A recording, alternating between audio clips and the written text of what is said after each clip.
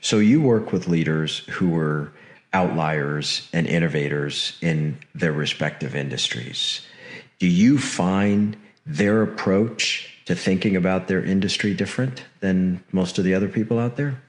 Generally, yes. Generally, yes. A lot of times, it's also that they, I would say, more succinctly that the DNA for that is there.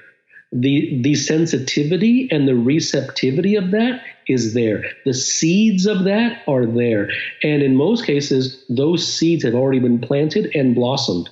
But a lot of times they've forgotten about those seeds because they've lived in this environment for so long in which the only loudspeaker voice they hear is that of society and of their own industry, that you kind of by osmosis begin to fall for those traps because it's all you hear. It's kind of like brainwashing in Gitmo, right? They hang you upside down and they put speakers in your, I don't know if they do it or not, but that's what you hear, right?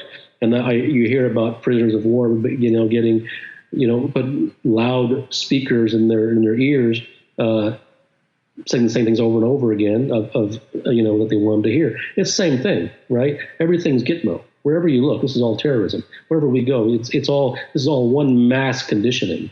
There's no difference. So then they tend to forget that they're not of this ilk. But yes, I mean, it turns out, I guess it's self-selecting in a way because of who I choose. But the people who I work with they have that seed. Either in some it's blossomed, in some it's not. But that receptivity is always there.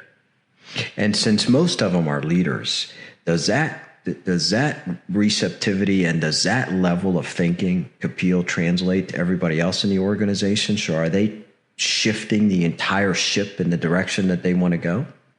No, I think it's more about them, and the steering of the ship really has to be done by the top, and not by top committees, but by top individuals.